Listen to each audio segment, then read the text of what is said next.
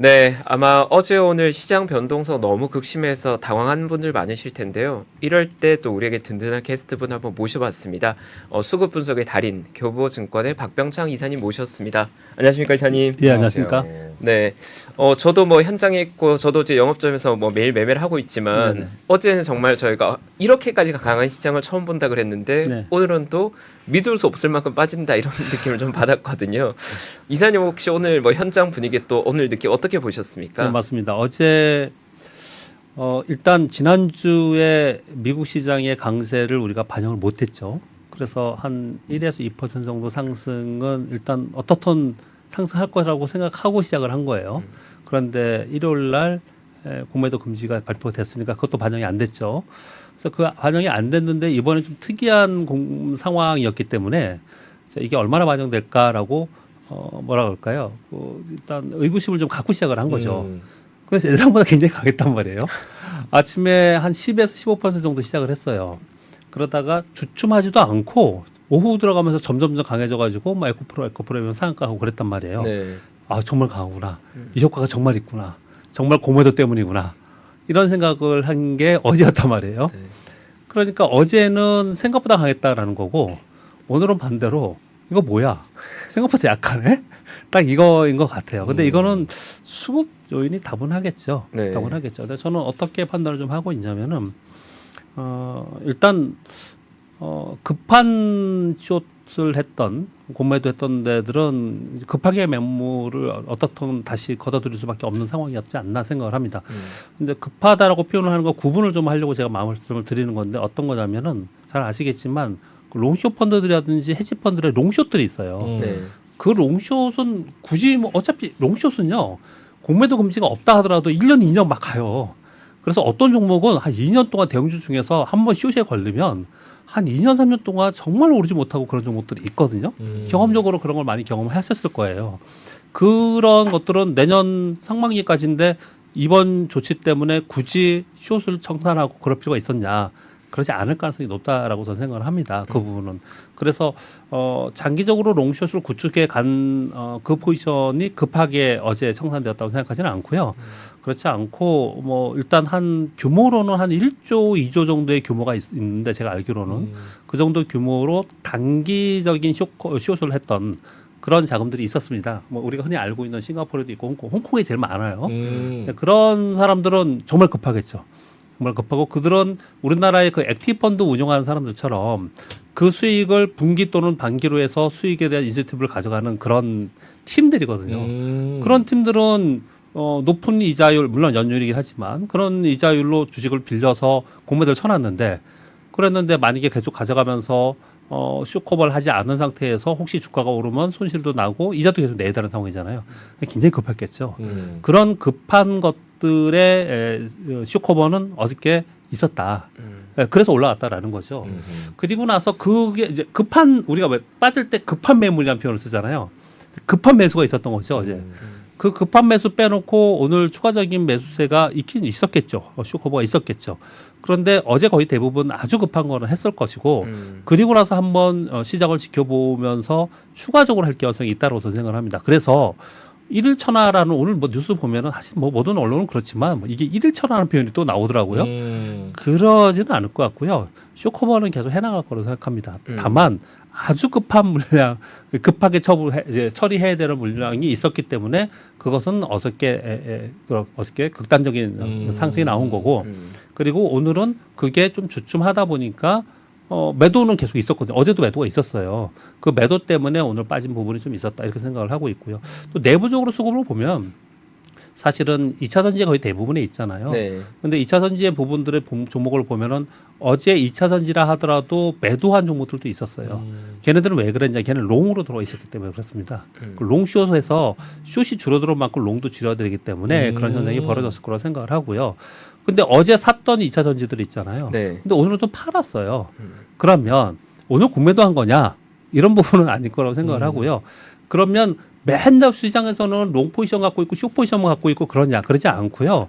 외국인들도 한 명이 아니잖아요. 그래서 2차 전지의 주요 종목들도 외국인들의 매수 수급은 있었습니다. 비중이 있었어요. 계속. 그런 비중이 있었는데 그런 비중들을 이제 매도해 나가는. 왜냐하면 급등을 했잖아요. 걔네들은 얼마나 좋아요 또. 예, 그러니까 그쪽 우리 개인들이 매도했듯이 그런 쪽에 매도를 한 매도가 어제 또 있었는데 어제 쇼커버가 더 강했고 오늘도 매도가 있었는데 오늘 쇼커버가 약하니까 내려온 부분이 있었다. 이렇게 생각을 좀 하고요.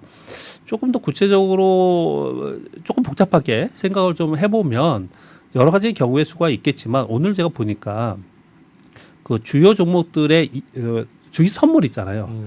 주식 선물의 거래량이 한 두세 배 늘었더라고요.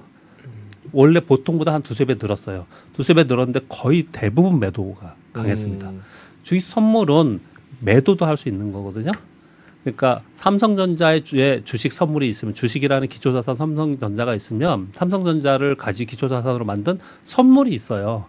그러니까 미국은 주식 선물만이 아니고 주식 옵션이 굉장히 활발하게 거래가 되잖아요. 우리나라는 그렇게 거래가 많이 활발히 안 되고 주식 선물도 만들어놨는데 그렇게 활발히 거래되지는 않았어요. 처음에는 좀 굉장히 우리가 기대를 많이 했었습니다. 주식 선물 부분에.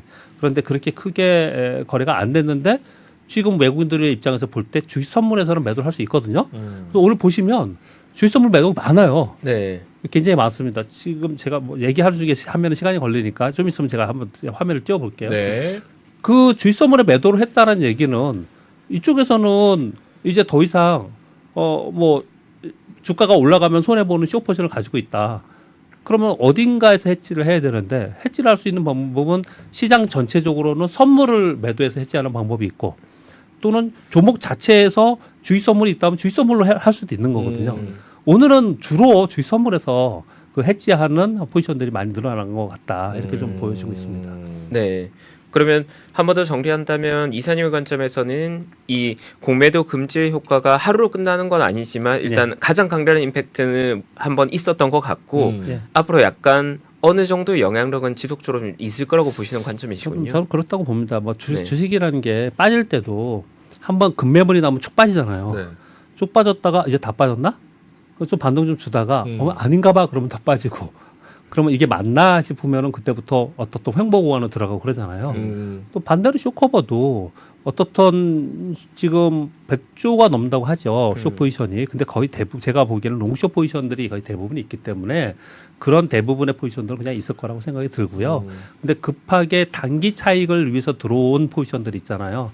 이 포지션들은 청산이 돼야 되는데 그 청산을 하루아침에 다 할 수가 있겠습니까? 그렇게 못하겠죠. 그러니까 우리가 분할 매수하고 분할 매도하듯이 쇼커버도 시장 눈치를 좀 보면서 할 가능성이 있다. 그래서 전체적으로 우리 올해 연말과 당분간은 그래도 이건 다행스럽게 나중에 장기적인 거는 또 다른 분석의 문제이고 수급적으로는 우호적으로 된 건 분명히 맞다라고 생각을 합니다. 시장 입장은 어쨌든 호재의 성격으로 봐야 된다. 예. 네. 지금 오늘 같은 경우도 사실 2차 전지 거래 금액이 뭐 6조 이렇게 거래량은 엄청 났던 것 같은데 네. 수급적으로 분석한다면 사실 2차 전지 쪽은 지금 수급의 주체는 누구로 봐야 되는 걸까요? 궁금해요. 2차 전지 수급은 지금 외국 개인들은 어제는 팔았고요. 네. 오늘은 좀 사고 오늘 샀잖아요. 오늘은 사고 외국인들은 어제 사고 오늘 팔고 기관들은 단타고 뭐 종목별로 다르고 뭐 네. 그런 움직임이거든요. 그러니까 이런 것 같아요. 어제는 급등을 하니까 쇼크보가 들어오면서 개인들 중에서 물린 사람들이 있었을 거 아니에요. 그런 사람들은 이때다 싶어서 청산을 좀 한 것 같고요.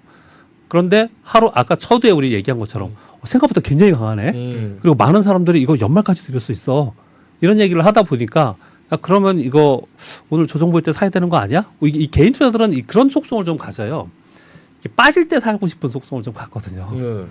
그러니까 어제는 좀 팔았는데 오늘 좀 빠졌잖아요, 아침에. 근데 어쩌면 잘 샀을 수도 있어요. 왜냐하면 2차전 종목들이 오전에 낙폭보다 낙폭을 많이 줄이면서 끝났습니다. 그쵸. 그래서 오늘 빠지니까 오늘 사고 싶은 심리가 생긴 거예요. 그래서 저는 오늘 좀 그래서 사지 않았을까 그런 생각을 좀 하고 있습니다. 근데 이제 개인 투자들이 일단 사실은 쏠림 현상이 있는 거잖아요. 그래서 어제 오늘 시장을 보면서 물론 늘 그렇게 많이 느꼈지만 어제 오늘 시장을 보면서 어떤 느낌이 더 있었냐면 주식 투자를 이렇게 전쟁같이 해야 되나? 아. 뭐 이렇게까지 막 그냥 막 전쟁같이 막 뛰어들어갖고 막 이렇게 해야 되나라는 생각이 저는 들거든요. 그냥 이건 이벤트잖아요. 그쵸. 이벤트에 의한 수급 왜곡은 며칠 가요. 며칠 가지만 그러고 나서 다 정상으로 회귀하는 거거든요. 그냥 똑같이 그렇게 보면서 시장 그냥 주식을 봤으면 좋겠다는 생각이 좀 들거든요. 네. 근데 어떻든 단기적으로 시장에서 차익 실현을 하려고 하는 개인 전문 개인 투자자들이 있고요. 그리고 기관도 있어요. 기관도 액티브에 굉장히 빠르게 정말 개인보다 더 빠르게 하는 개인들 어마어마하게 많이 있어요. 그들이 이제 지금 움직이면서 시장의 변동성을 크게 주었다고 생각을 좀 합니다. 요거 한번 여쭤봐도 되나요? 김동현님께서 오늘 장치 시작 전에 미국 국채금리 오르면서 어느 정도 조금은 빠질 거라고 대략 예상은 했었지만 이 정도 빠질 줄은 몰랐습니다. 예. 거기다가 미국 셧다운 얼마 안 남았으니까 예. 또 온갖 이유 갖다 대면서 시장이 주저앉을까봐 염려됩니다 말씀하셨는데 예. 저희가 주말 동안에 사실 미국 고용 보고서 뭐 국채금리 안정 이런 걸로 좀 월요일도 우리 증시 좋겠구나 생각을 했는데 예. 갑자기 공매도 이슈가 플러스 알파가 되면서 예. 우리가 생각하던 것보다 더 올랐잖아요. 예. 그리고 오늘 또 이런 공매도 이슈 때문에 우리가 빠질 거라고 생각했던 것보다 더 빠져버리는. 더 빠진 건가요? 뭐 예를 들어서 어제 뭐 코스닥 7%. 그러니까 변동성이 더. 예, 예. 어제 종목이 그런 거죠. 네. 2차 전지의 몇 개 종목이 그러는 거지. 어제 코스닥 7.3% 올랐잖아요. 네. 오늘 1.8% 빠졌는데 그렇죠. 뭐 그럴 수 있는 거 아닌가요? 그래서 약간 지금은 대외 변수를 원래 생각하던 거에다가 요 예. 공매도 이슈 변수가 같이 겹쳐버리니까 밸류에이션을 어떻게 해야 되는지 되게 혼란스럽거든요. 일단은 늘 제가 말씀을 많이 드리는데 우리 3프로의 방송 애청하시는 분들은 항상 아시고 계시는데 저는 주식 시장에서 단순화시킬서 단순하게 시장을 봐야 된다라고 주장을 하는 단순하게. 사람이에요. 근데 시황은 뭘로 단순화시켜서 봐야 되느냐? 금리와 환율. 금리와 환율로 움직여. 지금 미국 시장도 보면 국제 수익률 때문에 빠졌다가 올라가니까 걔는 빠졌다가 변동성 막 주다가 또 국제 수익률 안정화되니까 올라가고 그러잖아요.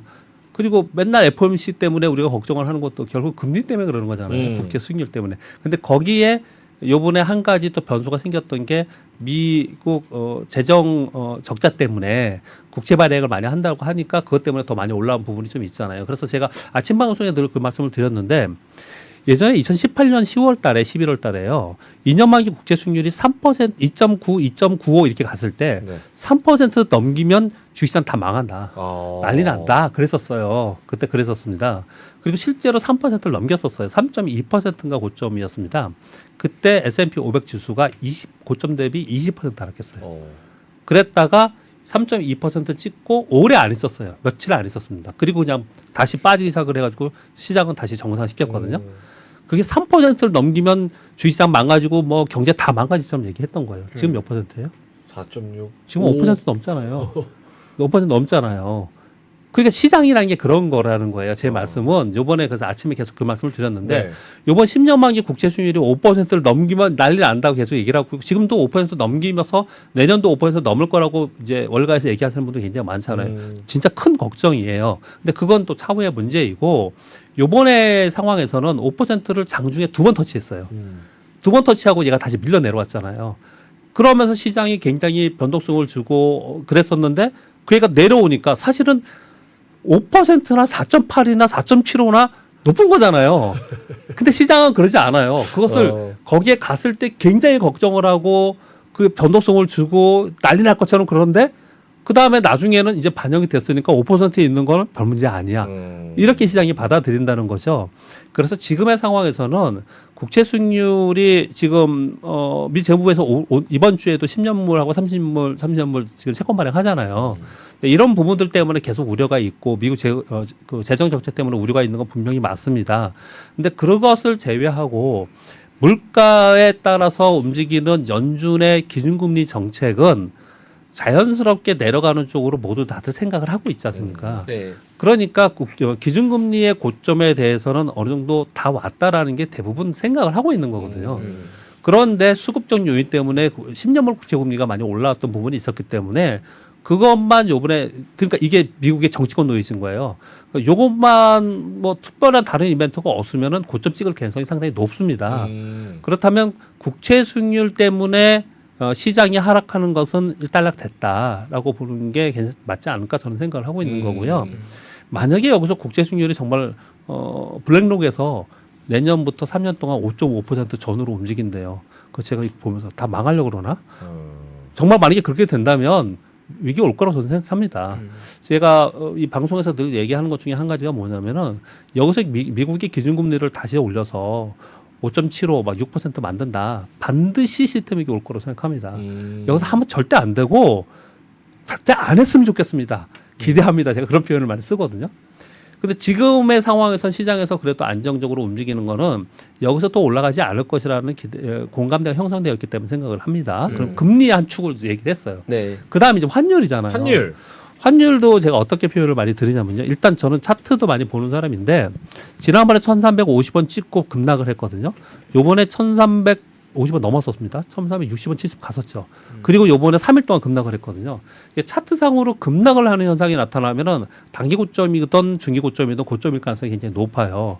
그래서 요번에는 어떻든 간에 뭐 장기적인 관점은 뭐 자신 없으니까 한 발 빼고 죄송하지만 네. 단기적으로는 고점을 찍었다라고 보여지는 거거든요. 그런데 지금 위안화도 떨어지고 지금 원화도 지금 떨어졌어요. 그러니까 강세가 된 거잖아요. 그러면 이제 외국인들은 이게 더 올라갈 거라 생각할 때 환율이 더 올라갈 거라 생각할 때 파는 거잖아요. 그런데 여기서 지금 어저께 1297원 갔었죠. 그리고 오늘 좀 다시 올라와서 1310원 됐지 않습니까? 이게 1200원 아래로 하향하면서 계속 떨어질 거라 생각하면 외국인들이 삽니다. 그런데 외국인들이 안 사잖아요. 그러면 여기에 있을 거라고 생각하면 돼요. 아, 환율이. 반대로 1350원 위로 올라서는데 외국인들이 막 팔아요. 그냥 막 1조씩. 이러면 우리가 심각하게 받아들이면 되는데 별 팔는 게 평소랑 똑같아요. 그럼 그 위로 또 많이 안 간다고 생각하는 거예요. 정말 다른 데 몰라 주의점보다도 확실한 건 외국인들이 움직이면 환율 플레이는 확실해요. 근데 그렇게 생각하시면 되거든요. 그러면 지금의 상황에서 외국인들의 플레이를 보면은 환율 움직임에 아주 민감하게 그렇게 움직임은 아니에요. 제가 볼 때 1,300원 깼다고 해서 외국인들이 막 사들어오느냐 그러지 않은 걸 보면 외국인들이 환율이 여기서 추세적으로 하락하는 걸 그렇게 보지 않는다라는 거거든요. 첫 번째 그 부분을 말씀드리고 싶고요. 질문 주셨으니까 또 하나는 환율 부분은 우리가 금리는 물가와 경기와 연동하잖아요. 환율은 또 다른 게 있어요. 두 가지 측면인데 하나는 그 글로벌 변동성입니다. 위기의 상황. 뭐 여러분 다 아시겠지만 지금 뭐 지정학적 리스크라든지 미국의 정치권의 리스크 이게 환율을 건들거든요. 이걸 우리가 모르는 거예요 지금 이게. 그래서 환율 부분은 좀 어려워요 그 부분은. 그리고 또 한 가지는 환율은 수급적 요인으로 작용을 하잖아요. 네. 그러니까 한 국가의 경쟁력이 있으면 그쪽에 매수가 들어가고 환율이 높아지는 거지 않습니까? 그런 부분을 볼 때 우리나라 환율이 굉장히 강하게 갈 수 있느냐? 우리나라 경기가 그렇게 좋냐?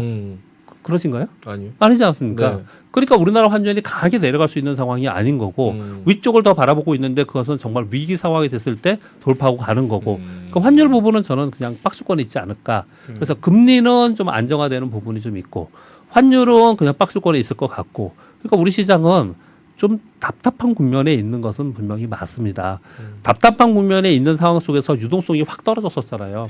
유동성이 떨어진 상태에서 별로 시장의 전체가 파이가 100분이 안 되는데 거기에 50이라는 거대한 자금이 들어와서 매도를 막 때려. 그냥 맨날 얻어 터지는 거죠.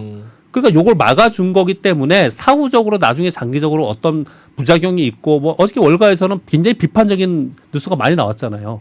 그건 자기들 생각이고 우리 내부적인 투자자들의 입장에서 생각을 해보면 장기적으로 거기에 대한 이제 평가는 또 다시 나오겠죠. 근데 내부적으로는 굉장히 불합리하거나 아니면은 취약한이 불합리함보다도 취약한이 더 맞는 것 같아요. 취약한 시장의 수급적 요인을 일단 제어했다라고 저는 생각을 하기 때문에 그동안에 굉장히 안 좋았다. 그게 해소가 되는 부분이라서 시장은 다소 저점에 대한 인식을 하고 안정화됐다. 그래서 여기서 불과 얼마 전만 해도 2000 깬다는 보고서 나온 거 아셨죠? 네. 많이 나왔습니다. 증권가에서. 믿진 않았어요. 많이 나왔잖아요. 네. 근데 요 조치와 함께 요번에 국채 수익률 떨어지는 것 때문에 거기에 대한 걱정은 쑥 조금 들어갔고 그리고 위쪽을 좀 바라보는데 위로 많이 못 바라보니 그러면은 종목이라도 보자. 종목이라도 보자. 그럼 어떤 종목이 될까?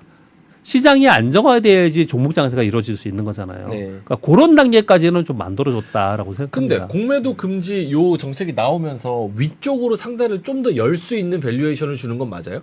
그건 아니에요? 밸류에이션을 자꾸 말씀하시는데 공매도를 이건 수급이니까 밸류에이션은 아니고요. 상관없어요? 예. 밸류에이션은 아니고 그냥 수급입니다. 수급. 지수는 어쨌든 가격으로 이렇게 뭉쳐서 퉁쳐놓은 거니까 예. 그래도 레인지는 좀 더 위로 열어놓을 수 있는 거 아니에요? 일단 제가 말씀드린 바와 같이 하단에 대한 안정감은 좀 더 생긴 거고 위쪽으로는 표현을 질문을 그렇게 하시니까 많이는 못 보고 조금 더. 조금 더 기대를 좀 할 수 있을까? 그 얘기 듣고 싶었어요. 예, 기대를 좀 굳이 또 그렇게 또 유도 신문을 이런 생각을 좀 하는 거거든요. 좀더 프리미엄 줘야죠. 그러니까 이것 때문에 막 어마하게 할 거다 이렇게 생각을 하지 말자라고 많은 사람들이 얘기를 하는데 저는 그렇게 얘기하면 거 싶지는 않고요. 긍정적인 건 분명히 확실하다. 그런데 기대하는 것처럼 어제처럼 막 치고 가고 쇼크를 하면서 이렇게 생각하지 말자. 네. 네, 그렇게 좀 얘기를 하고 싶은 네. 겁니다. 이사님 그럼 결국 이제 우리 구독자분들도 투자자분들이 궁금해하는 건 아까 이사님 말씀해주신 대로 뭐 국내 시장이 지금 크게 기대가 뭐 있는 상황은 아니다 보니까 네. 이런 이벤트에 더 쏠림이 심한 것 같거든요. 예. 그래서 지금 시장에 참여한 많은 투자자들이 어쨌든 공매도 금지 법안이 한동안 유효할 테니 예. 앞으로의 방향을 공매도 잔고가 좀 많은 종목을 좀 집중해서 거기에서 뭔가 좀 수급적인 효과를 좀 노릴 만한 전략들을 많이 활용하고자 하는 것 같은데 예. 이사님께서 보시기엔 어떻습니까? 이 투자자들이 공매도 잔고가 많은 종목에 집중하는 전략 유효하다고 보십니까? 그럴 때 늘 하는 얘기들이 있지 않습니까? 투자자 성향에 따라 다른 거지 않습니까? 네. 그건 당연한 거예요. 당연히 투자 성향에 따라 다른 거 아닙니까? 음. 전쟁터에 직접 참가해가지고 성과를 내고 싶은 사람은 전쟁터에 참가하는 거고요. 근데 나는 뒤에서 보고 전쟁 돌아가는 상황 보고 좀 전략적으로 접근할 거야 하는 사람은 뒤에 좀 있는 거고 그런 거 아니겠습니까? 또는 보수적인 사람들은 자 먼저 전쟁 나가 난 성과 필요 없어. 나는 좀 다치기 싫으니까 뒤에서 좀 지켜볼래 할 수도 있는 거고 좀 다를 거라고 생각을 합니다. 이 표현을 드리는 거는 기관 투자자의 입장에서도 그렇게만 할 거예요. 똑같은 A라는 한 기관이 있다 하더라도 한 기관 안에는 패시브 전략팀이 있지 않습니까? 액티브 전략팀이 있고 또 차트를 보는 사람도 있고 또 매크로 시황 보는 팀이 있고 맨날 모여서 회의하고 그러지 않습니까? 거기에 일부 액티브 자금들이 움직일 때는 이럴 때 하겠죠. 네. 그런 사람들은 하겠죠, 거길. 근데 패시브나 다른 전략을 짜는 사람들이 있을 때는 야, 그거는 너희는 그 정도 한도에서 그냥 해. 우리 전체가 움직이지 않잖아요. 맞지 않습니까? 다 그렇게 하잖아요. 그러니까 개인들도 근데 개인은 또 주의할 점이 이런 거 있습니다. 그러면 이렇게 하면 되는 건가요? 내가 1억이 있으면은 1억에 5천만 원은 뭐 ETF 해놓고 3천만 원은 삼성전자 사놓고 네. 뭐 2천만 원은 이런 거 적극적으로 해보고 이렇게 하면 되나요?라고 물으신 분들이 굉장히 많거든요. 네. 되게 어려워요. 그렇게 하기가. 음. 그렇게 하기 되게 어려워요. 왜요? 자신의 그냥 나중에 다 뒤죽박죽돼요. 아. 막 이거 단타를 하려고 막 들어갔다가 이게 물려 그러면 저자금 빼갖고 이것도 사기도 하고 그러다가 계속 물리기도 하고 또 어쩔 때는 나는 계속 이거 갖고 들고 갈 거야 하고 있는데 저쪽에서 막 수익률 주고 어제 같은 경우에도 나는 가지고 있는 종목이 5%뿐이 안 올랐는데 저건 상한가야. 그럼 가야 되는가 막 이런 갈등이 막 생겨요. 그러니까 자신의 성향에 맞는 투자를 한다는 말은 아주 고전적인 얘기잖아요. 근데 그건 분명히 맞거든요. 그래서 시장에서는 소위 변동성 따먹기를 할 때 장기적인 시스템 위기가 발생할 때 왜 투자의 구루들 그런 얘기 하잖아요. 위기가 발생할 때가 기회다 이런 표현을 쓰잖아요. 네. 근데 몇 번 안 오잖아요, 그건요. 그렇죠. 근데 하루에도 그런 일이 올 수도 있는 거잖아요. 하루에 그런 위기가 발생을 했을 때 그런 수급적 왜곡이 발생했을 때 사는 사람들이 데이 트레이더들이에요. 또는 몇 달 사이에 그런 일이 발생됐을 때 거래하는 사람들을 보통 우리가 단기 거래자라고 합니다. 한두 달 내에 사고 팔면 다 단기 거래자예요. 투기 거래자입니다. 그러니 그런 투기 거래에 능숙해 있거나 그런 사례를 많이 했던 분들은 지금 이렇게 공매도 금지가 됐기 때문에 공매도 잔고가 많은 종목들 있잖아요. 이런 종목들이 어제 하루에 끝났다고 저는 생각하지는 않습니다. 네. 이게 아마 돌아가면서 할 거예요. 돌아가면서 커버했다가 조금 빠지면은 어제 빠졌으니까 이제 여기서 커버해야지 하면서 슬슬 들어올 가능성이 굉장히 높아요. 오늘도 보시면 오늘 아침에 2차전지 종목들의 몇몇 종목들이 마이너스 12, 15% 빠졌었죠. 종가에는 많이 올렸습니다. 빠지니까 쇼크가 들어온 거예요. 이건 분명히 수급상으로 좋아진 거거든요. 그런 것들을 노리는 거래에 대해서는 그런 분들은 충분히 가능하다고 생각합니다. 그러니까 그런 분들을 무시하거나 그렇게 하면 안 된다 막 이렇게 얘기하는 분들이 있는데 그렇지 않습니다. 수익을 내는 게 중요한 거니까 그것은 분명히 한 투기의 방법이니까 네. 그건 분명히 맞는 건데 제가 서두에 이런 표현을 드렸잖아요. 그렇게 전쟁같이 투자를 해야 되나? 그렇죠. 라는 말씀을 좀 드렸잖아요. 그냥 얘가 올라가고 내려가고 하지만 얘는 결국은 이런 방향으로 갈 거라는 생각을 갖고 투자를 처음에 했을 거 아니에요. 그럼 두세요 그냥. 그러니까요. 그냥 그렇게 그냥 두면 걔는 그 방향에 가는 거고 그 방향으로 못 갈 거라고 걱정이 되는 주식이 있죠. 네. 이런 것들을 이제 고민인 거예요. 이런 것들을 처분하는 게 고민인 거죠. 그런데 그렇지 않고 지금 어떻든 간에 뭐 지금 2차 전지 갖고 계신 분들 그런 분들 많잖아요. 2차 전지 좋아진다면서요. 제가 좋다 나쁘다 표현 드리진 않겠습니다. 앞으로 뭐 2, 3년 가지고 있으면 좋다라고 굳게 믿고 여태까지 있었잖아요. 그러면은 뭐 오르내림에 그렇게 막 너무 그러지 마시고 그냥 그렇게 가세요. 그냥. 그 말입니다. 제 말이. 그냥 가시면 되지 않을까 생각을 해요. 이건 이벤트다 저는. 이벤트라고 생각합니다. 한마디로. 알겠습니다. 그리고 또 많은 투자들이 궁금해하는 요즘 가장 이슈 중에 하나가 네. 결국 연말 다가오다 보니까 연말 랠리 다들 뭐 크리스마스 랠리 뭐 연말 랠리 이런 얘기 요즘 시장에 또 많이 나오고 있는데 일교차 랠리, 산타 랠리 지나서 까치 랠리 그리고 벚꽃 랠리까지 쭉 그렇게. 바보 쳐다보시잖아. 그렇게 기대한다고요? 아니 이렇게 기대하고 싶죠. 그러지는 못할 것 같은데요. 근데 지금 분위기는 연말 랠리 가능성은 생겼죠. 오. 생겼습니다. 요번에 종매도 금지 조치 때문에 아니요. 또는 뭐 대주 조건 완화 때문에 아니요. 그거는 수급적 요건으로 플러스 알파로 도움을 준 거라고 저는 생각을 합니다. 네. 그거 아니더라도 가능성은 생겼다고 저는 생각을 해요. 네, 어떤 가능성이 생긴 거냐면 일단 기본적으로 계절적 요건이 있어요. 계절적 요건이 어떤 요건이냐면은 12월 말서부터 우리나라는 뭐 코스닥의 중소형주가 12월에 안 좋다고 한 건 대주 요건 강화 때문에 그랬는데 그때부터 1월까지 대부분의 전 세계 시장이 좋은 경향을 갖습니다.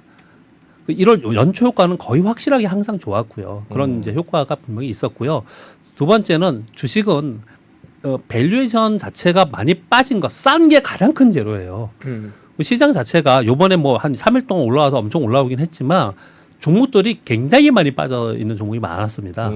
그런 종목들이 존재해 있었기 때문에 받는 가능성이 있었다라는 부분이 있고요. 그다음 이제 매크로 시장을 얘기를 해야 되는데 저는 매크로 시장에서 미국의 기준금리 인상은 끝났다고 보고요. 그리고 하면 안 된다고 봅니다. 만약에 여기서 더 한다 그러면 저도 다 팔까 생각하는 정도로 하면 안 되는 상황까지 왔다고 저는 생각을 해요. 지금의 상황에서는. 그래서 거의 다 와 있지 않을까라고 저는 생각을 합니다. 그리고 이런 상황 속에서 어쨌든 금리와 한 줄 계속 얘기를 했잖아요. 그걸 가지고 시황을 얘기하는데 매크로 시장 자체가 어느 정도 이제 안정적으로 좀 될 수 있는 시장까지 왔다라고 좀 생각을 하고 있고요. 그 속에서 기대감의 가장 중요한 것 중에 하나가 지난주에 FOMC 회의 끝난 게 제일 중요했죠. 다음 주가 중요합니다. 다음 주가. 다음 주? 우리 시장의 섹터별로 그리고 우리 시장에 가장 큰 영향을 주면서 오히려 안 좋은 영향을 주면서 우리 시장이 많이 빠지게 만든 것 중에 하나가 미국의 대중국 견제예요. 통제입니다. 통제. 반도체를 비롯한 통제입니다. 네. 미국의 반도체 빠지면 우리 빠지죠. 미국의 테슬라 빠지면 우리 빠지죠. 그러니까요. 우리 2차 전지하고 반도체가 시가총액률 높잖아요. 근데 미국이 중국을 자꾸 때리면서 그런 일이 벌어지면 우리 시장이 굉장히 안 좋았단 말이에요. 그리고 미국과 중국이 계속해서 과거에도 그랬어요. 과거에도 미중 간 갈등이 이 패권 경쟁이 계속 생기면 생길수록 전체 시장은 안 좋았지 않습니까? 그런데 에이펙 정상회의를 계기로 해서 만날 가능성이 있다. 만난다 발표를 아직 안 했습니다. 근데 거의 만날 것처럼 지금 되어 있죠. 뉴스 플로우를 보면은 요번에 만나게 된다라고 하면은 저는 결과를 떠나서 만난다는 자체가 시장의 심리적으로 호재로 작용할 거라고 생각을 하고 있고요. 만약에 그 결과에서 조금이라도 호재성 재료가 나오면 많은 것이 해결된다고 생각을 합니다. 그리고 그럴 가능성도 저는 있다고 생각을 하거든요. 네. 왜 그러냐면 우리 명예님께 여쭤볼게요. 네. 지금 시진핑 주석은 어렵습니까? 안 어렵습니까? 지금요? 네. 어렵죠? 굉장히 어렵죠. 너무 어렵죠. 경제적으로도 어렵고 지방 정부 지금 뭐 숨긴 것도 많다고 그러고 뭐 여러 가지 지금 엄청 어렵잖아요. 바이든 대통령은요. 바이든도 어렵죠? 더 어렵죠. 지금 더 어렵잖아요. 그 어려운 두 둘이서? 수장이 네. 만나는 거예요. 정치인들이잖아요.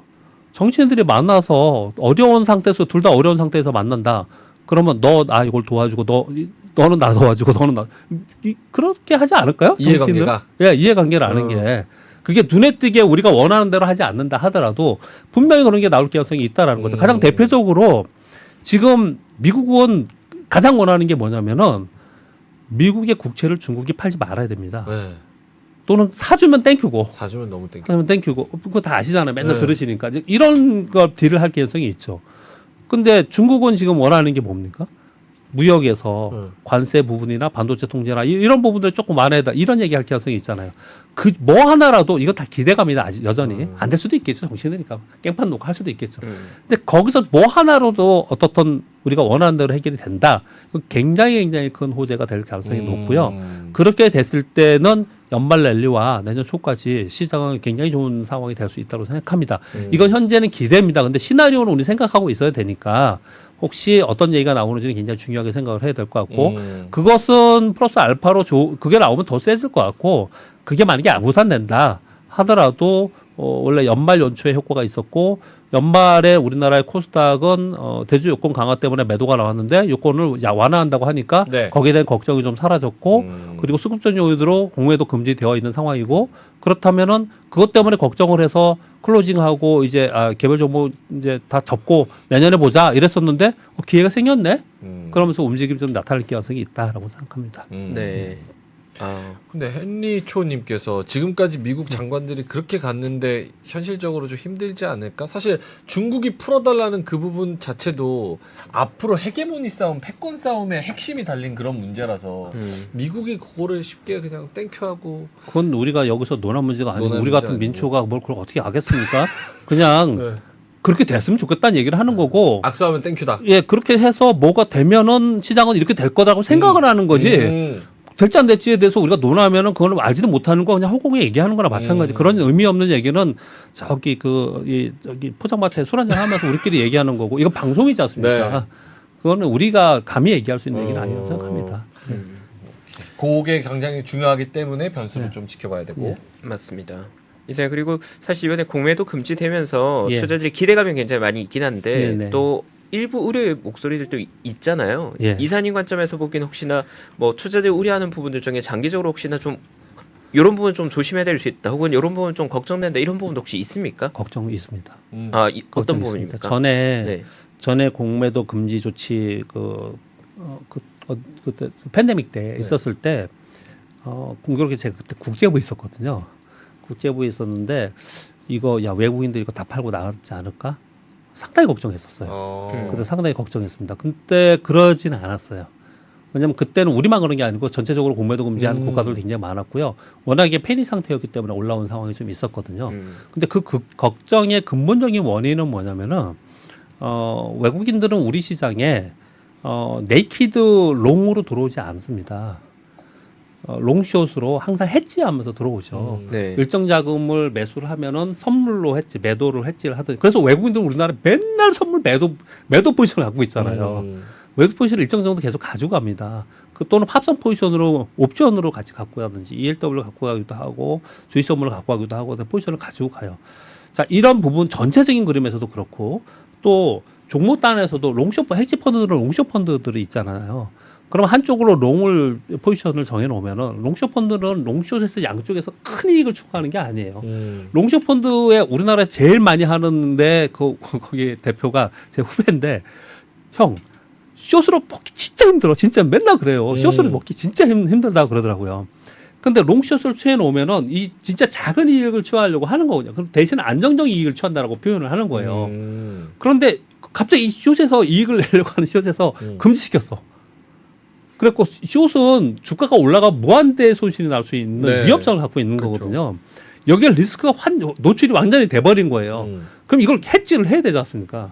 이 해지를 할 수 있는 방법은 그래서 어제 저는 그런 매수도 들어왔다고 생각하는데 이 숏인 만큼의 금액이 10%의 숏을 쳤으면 10% 주식 그냥 사두면 돼요. 그냥 사두면 같이 엉켜가는 거잖아요. 플러스 마이너스가 그냥 사두면 돼요. 이렇게 해야 되는데 그 매수가 어저께도 좀 있었을 거라고 저는 생각을 하거든요. 근데 아무튼 그런 방법이 있는데 그건 돈이 많이 들잖아요. 네. 그래서 이게 만약에 10%의 위험에 노출되면은 롱에서 10%를 줄일 수밖에 없는 거예요. 이런 걱정을 하는 거예요. 우리 시장 전체에서 외국인들의 헤지펀드들의 자금에 해지할 수 없음으로 인해서 발생하는 리스크만큼은 줄이지 않을까라고 얘기하는 거예요. 지금 뭐 MSCI 선진국 지수에 편입이 안 되고 얘기 따지는데 우리나라가 선진국 지수에 되면 뭐 얼마나 더 좋아지나요? 제가 보기에는 그런 건 아닌 것 같고요. 그거는 그냥 뭐 우리나라 전체 정치하시는 분들이나 정책을 하시는 분들이 있고 우리 투자자 입장에서는 그 오히려 그냥 이머징 마켓에 있어서 이머징 마켓에서 탑이 더 좋지 않을까라는 생각을 해보기도 해요. 왜냐하면 선진국 지수 가면 돈이 유출될 가능성도 있거든요. 근데 이것 좀 제가 너무 오버했습니다.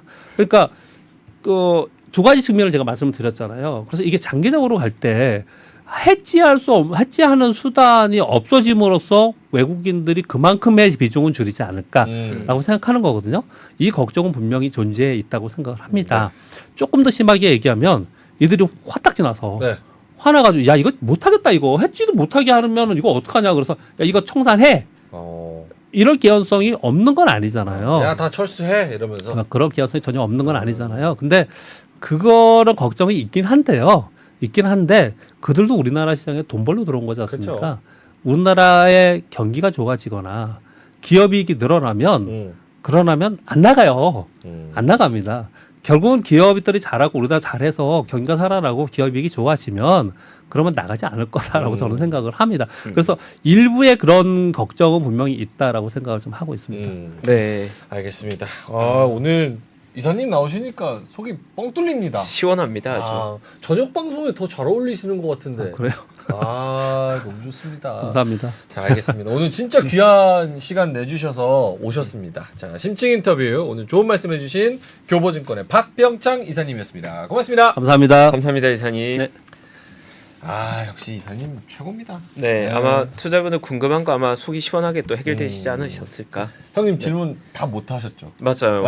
궁금한 게 많았는데 사실 뭐 구독자분들 궁금해하는 걸 일단 질문하고 맞아요. 저희 사적인 질문 전혀 못했습니다. 이게 좀 짧아가지고 저희가 또 제작진 측에서 회의를 좀 하고 있다고 해요. 그래서 시간을 좀 늘리는 쪽으로 회의를 하고 있다고 하니까 계속 지켜봐 주시면 좋을 것 같고요. 자, 그러면 퇴근길 라이브는 여기서 마무리를 해야 될 것 같습니다. 뒤에 언더스탠딩도 많은 시청 부탁드리고요. 저희는 내일 6시 반에 다시 뵙도록 하겠습니다. 오늘도 끝까지 함께 해주셔서 진심으로 고맙습니다. 감사합니다. 장 시작 전부터 종료까지 쏟아지는 수많은 뉴스와 정보들. 이 중에서 어떤 것이 투자에 정말 도움이 되는 정보일까요? 3프로의 증시 셔터맨 박근영 마스터가 직접 정보를 선별하고 투자의 힌트를 드립니다. 시간도 아끼고 투자 아이디어도 얻는 시간, 박근영 부장의 마켓 힌트와 함께 하세요. 자세한 사항은 3프로 TV 앱과 홈페이지를 확인하세요.